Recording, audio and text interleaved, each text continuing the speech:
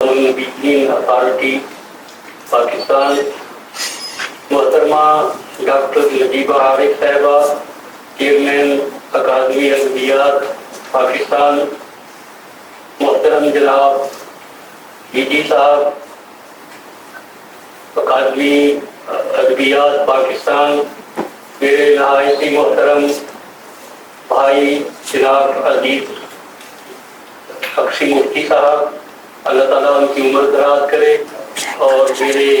نہایت ساتھی مرزا صاحب، نہایت عزیز ساتھی مرزا صاحب، خواتین و حضرات، یہ میرے لیے افتخار اور اعزاز کا موقع ہے کہ میں رسالت مآب علیہ السلام کی ولادت باسعادت کی 1500 سال پورے ہونے والی تقریب میں حاضر ہوں اور آپ سے رسالت مآب علیہ السلام کے حوالے سے چند پھوٹے پھوٹے الفاظ پیش کرنے کی سعادت حاصل کر رہا ہوں۔ اگرچہ وقت بہت قلیل ہے اور موضوع جو میرے حوالے کیا گیا ہے وہ بہت طویل،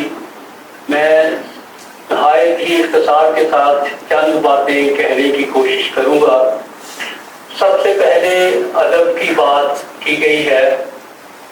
مصر کے ایک مشہور تاریخ نگار اور عربی زبان و ادب کے ماہر ڈاکٹر طٰہٰ حسین اپنی خود نوشت سوانح حیات الایام میں ایک جگہ تحریر فرماتے ہیں کہ دنیا کی سب زبانوں کے دو اجزاء ہوتے ہیں، یعنی نظم اور نثر، جبکہ عربی زبان کو یہ امتیاز اور شرف حاصل ہے کہ اس کے 3 اجزاء ہیں، ایک نظم ہے، ایک نثر ہے اور ایک قرآن حکیم ہے۔ جو نہ نظم ہے نہ نثر ہے لیکن انسانوں کے دلوں کو اس قدر گرماتا ہے کہ انسان اسی کا گرویدہ ہو کر رہ جاتا ہے۔ میں اس میں آپ اصحاب علم کی اجازت سے ایک اضافہ کرنا چاہتا ہوں کہ جیسے قرآن حکیم وحی مطلوب ہے کہ ریسائٹڈ ریولیشن ہے، اسی طرح رسالت مآب علیہ السلام کے ارشادات بھی وحی غیر مطلوب ہیں۔ ہم ان کی تلاوت تو نہیں کرتے لیکن ان سے استفادہ کرتے ہیں اور انہیں اپنے ادبی محاوروں، روزمروں، تمثیلات، استعارات، اجزائے جملہ اور جملوں میں استعمال کرتے ہیں۔ تو اس لحاظ سے میں طٰہٰ حسین صاحب سے معذرت کے ساتھ یہ کہنا چاہوں گا کہ جیسے وحی مطلوب قرآن حکیم عربی ادب کا یا عربی زبان و ادب کا ایک امتیاز ہے اور امتیاز کا ایک عنصر ہے، اسی طرح رسالت مآب علیہ السلام کی زبان حقیقت ترجمان سے نکلے ہوئے تمام الفاظ بھی وحی غیر مطلوب ہونے کی وجہ سے عربی زبان و ادب کے امتیاز کا سامان ہے۔ اسی طرح رہین منت ہے جیسے وہ قرآن حکیم کا رہین منت ہے، کیونکہ قرآن حکیم وحی مطلوب ہونے کی وجہ سے انسانوں میں نہ صرف قبولیت کے تمام ریکارڈ توڑ چکا ہے بلکہ اس کی تعلیمات سے انسانیت سدا سے بہرہ ہو رہی ہے اور ہمیشہ اس سے مستفید ہوتی رہے گی۔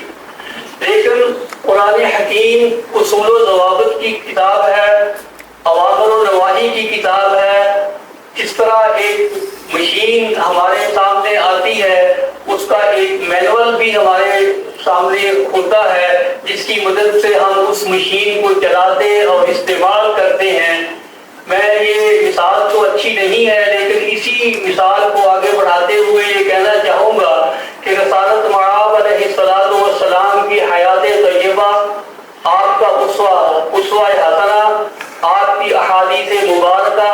آپ کی عزیہ معصورہ اور آپ کے خطبات مبارکہ بھی اسی کڑی کے چند اجزاء ہیں جو عربی ادب کے لیے ایک امتیاز اور تفاخر کا سامان فراہم کرتے ہیں۔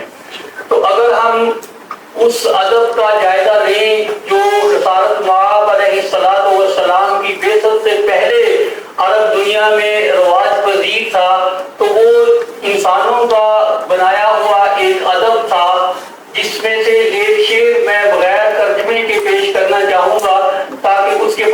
میں حسان بن ثابت کا کہ دو اشعار بھی پیش کر کے اس حقیقت کو ثابت کر سکوں کہ جاہلی ادب یا ادب جاہلی اس قابل نہیں تھا کہ وہ انسانیت کی خدمت کرتا، جبکہ رسالت مآب علیہ السلام کے وسیلہ جمیلہ سے ہمیں جو عربی ادب حاصل ہوا وہ نہ صرف ادب کا ترجمان ہے، ادب کا ایک ایسا اضافہ ہے، ادب میں ایک ایسا اضافہ ہے جس کی مثال شاید ہی ملتی ہو، لیکن اس میں انسانی قدریں اس قدر وسیع، مضبوط اور قوی ہیں کہ اس کا کوئی ثانی نہیں ملتا ہمیں۔ تو چنانچہ ایک مشہور شاعر ہے امرؤ القیس، یہ سبع معلقات جو ایک مشہور کتاب ہے دور جاہلیت کی نظموں کی، اس کا پہلا معلقہ اسی کا امرؤ القیس کا معلقہ ہے، اور اس کو معلقات اس لیے بھی کہتے ہیں کہ جب کوئی شاعر اپنا قصیدہ لکھتا تھا جسے وہ خانہ کعبہ کے دیواروں پر لٹکا دیتا تھا، یہ ایک احمس الشعراء کو چیلنج بھی ہوتا تھا اور اس بات کی نشاندہی بھی کرتا تھا کہ یہ اس سال کا بہترین قصیدہ ہے۔ تو اس سبع معلقات میں جو سب سے پہلا قصیدہ ہے اس میں امرؤ القیس نے ایک شعر کہا ہے جو میں اس کی ولگیرٹی کی وجہ سے اس کا ترجمہ تو نہیں کروں گا، لیکن وہ آپ سے مثال کے طور پر شیئر کروں گا۔ فَمِثْلُكِ حُبْلَا قَدْ تَرَكْتُ وَمُرْضِعًا صَمَوْتُ عَلَيْهَا بَعْدَ مَا نَامَ أَهْلُهَا۔ لیکن اسی دور کو تسلسل بخشتے ہوئے حضرت حسان بن ثابت رضی اللہ تعالیٰ عنہ نے ایک ایسا شعر کہا، وَأَحْسَنُ مِنْكَ لَمْ تَرَ قَطُّ عَيْنِي وَأَجْمَلَ مِنْكَ لَمْ تَلِدِ النِّسَاءُ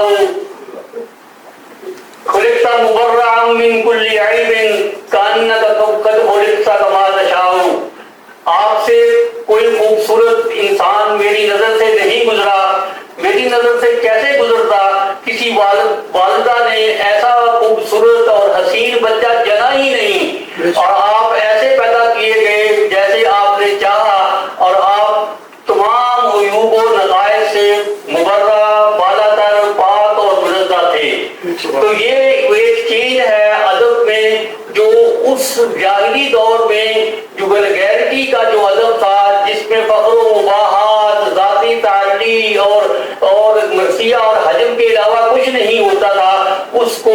رسالت مآب علیہ السلام کے ذریعے سے انسانی حقوق کا بھی ایک مظہر بن گیا وہ ادب، حقوق اللہ اور حقوق العباد کا بھی وہ مظہر بن گیا، رسالت مآب علیہ السلام کا فراہم کیا ہوا ادب۔ چنانچہ آپ کی احادیث مبارکہ کا مطالعہ، آپ کے خطبات مسنونہ کا مطالعہ،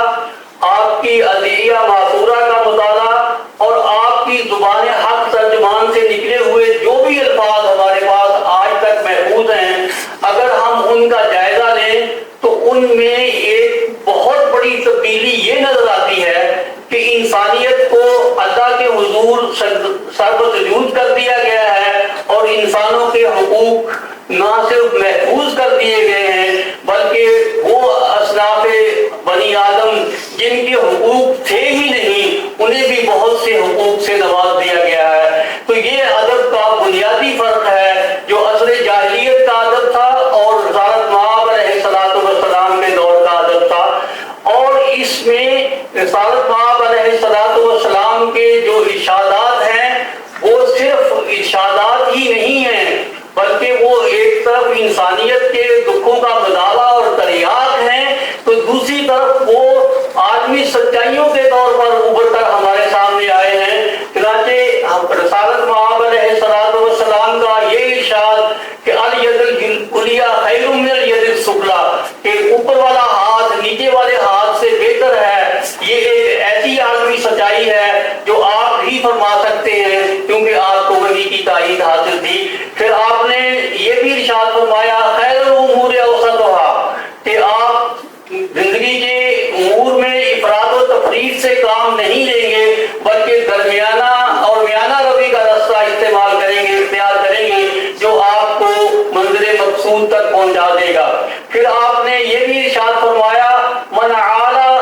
منقتصدا، جس شخص نے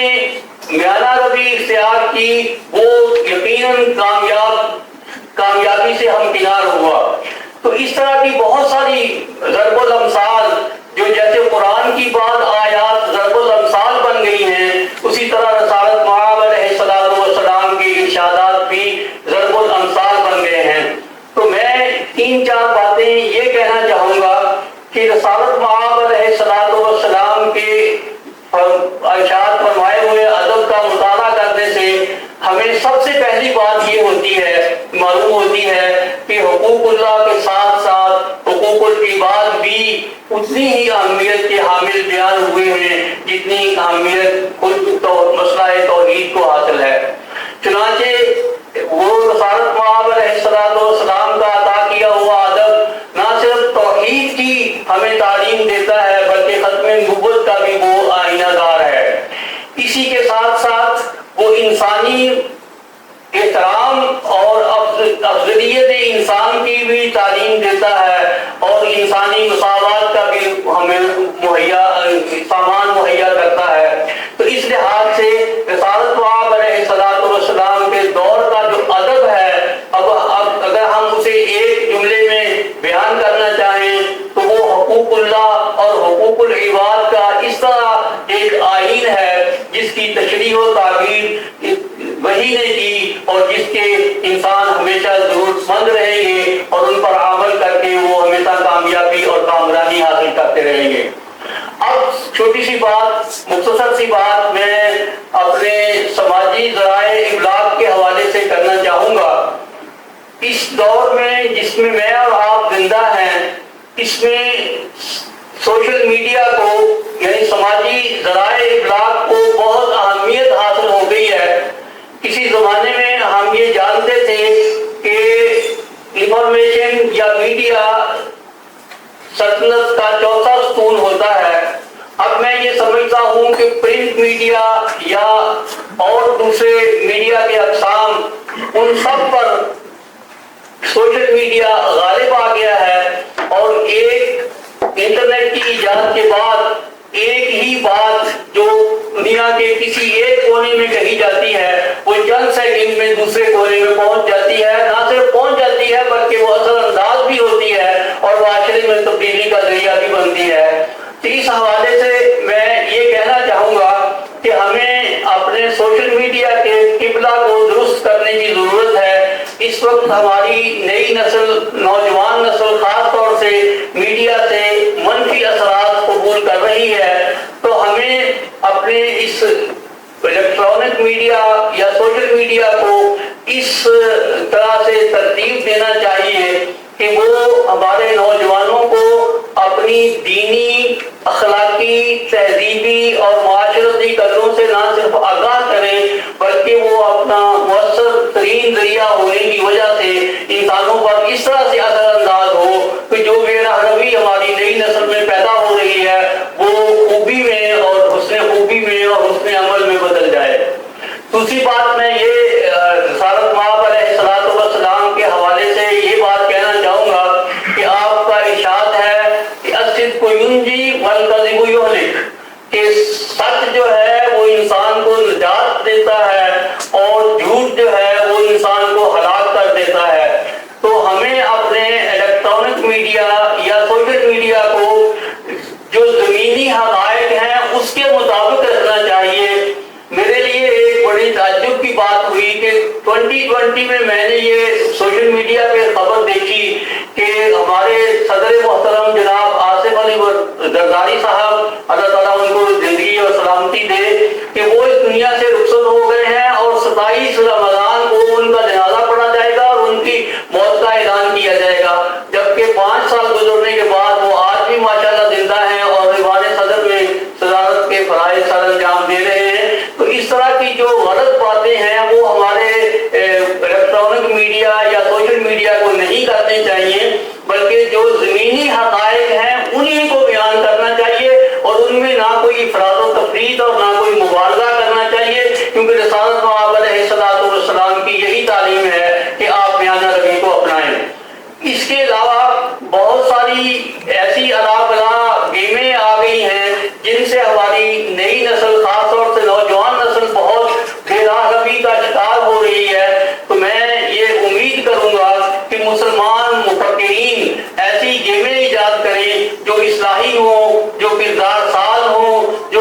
انسان کی آئندہ نسلوں کو رہنمائی فراہم کریں اور وہ اچھے انسان اور اچھے مسلمان بن سکیں۔ اور آخر میں یہ ایک بار پھر شکریہ قاضی ادبیات پاکستان کا ادا کرتے ہوئے یہ تجویز کرنا چاہوں گا کہ یہ موضوع رسالت مآب علیہ السلام کی سیرت طیبہ، ادب اور سوشل میڈیا، یہ آج کا زندہ موضوع ہے۔ میں یہاں دو بہت ذمہ دار اشخاص، اگر یہ سب ذمہ دار ہیں لیکن دو زیادہ ذمہ دار اشخاص بیٹھے ہیں، میں ان کی توجہ اس طرف مبذول کرانا چاہوں گا کہ وہ اس موضوع پر اور زیادہ اہتمام کریں اور زیادہ سیمینار کروائیں اور زیادہ مفکرین کو بات کرنے کا موقع فراہم کریں، تاکہ ہم اس طرح سے اپنی نئی نسل کو بے راہ روی سے بچا کر راہ اعتدال پر اور زیادہ مستقیم پر استوار کر سکیں۔ میں ایک بار پھر شکریہ ادا کرتا ہوں آپ سب کا بھی کہ آپ نے میری نہایت ہی کمزور سی گفتگو، ٹوٹی پھوٹی معروضات کو نہایت اطمینان اور سختی سے سنا۔ اللہ تعالیٰ ہم سب کا حامی و ناصر ہو اور ہمیں دین اسلام اور سیرت طیبہ پر عمل کرنے کی توفیق عطا فرمائے۔